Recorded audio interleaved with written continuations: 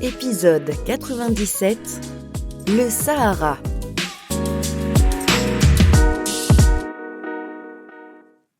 Le Sahara, le plus grand désert chaud du monde, s'étend sur 10 pays d'Afrique du Nord, couvrant une surface d'environ 9 millions de kilomètres carrés, soit près d'un tiers du continent africain.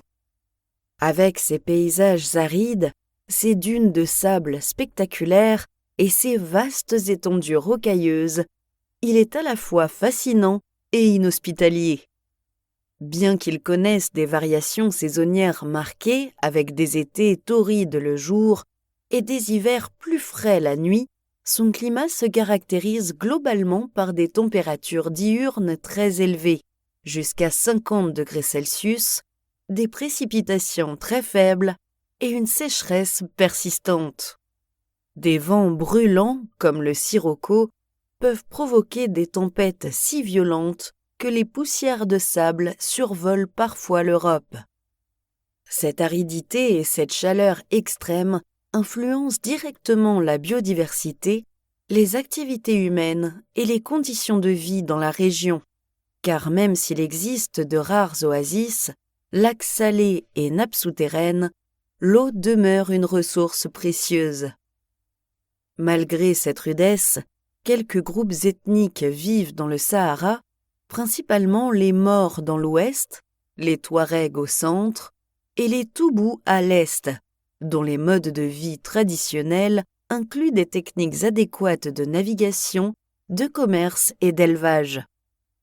Ils se déplacent pour les besoins de leurs troupeaux ou pour assurer le transport de marchandises et portent des vêtements qui recouvrent l'ensemble de leur corps, y compris leur visage, afin de se protéger contre le soleil et les vents de sable.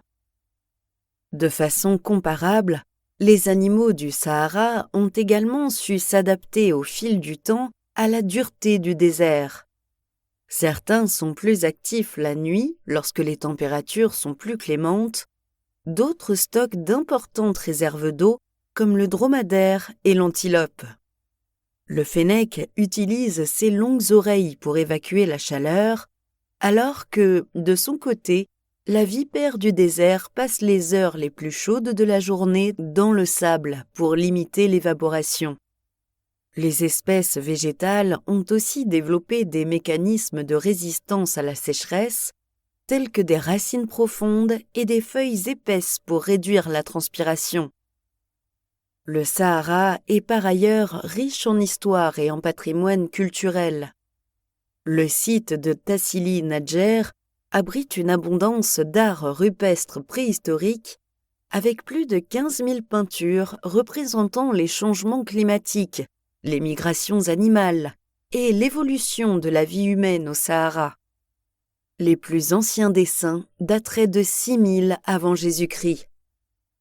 Pour conclure, il paraît important de mentionner les voies commerciales transsahariennes qui, jusqu'au XVe siècle, ont favorisé les échanges de divers produits tels que l'or, l'ivoire, le sel, les épices, les textiles, les produits artisanaux et même le trafic d'esclaves. En facilitant les échanges culturels, économiques et intellectuels entre l'Afrique du Nord et l'Afrique subsaharienne, ces routes ont aussi joué un rôle essentiel dans la diffusion de l'islam depuis le Moyen-Orient.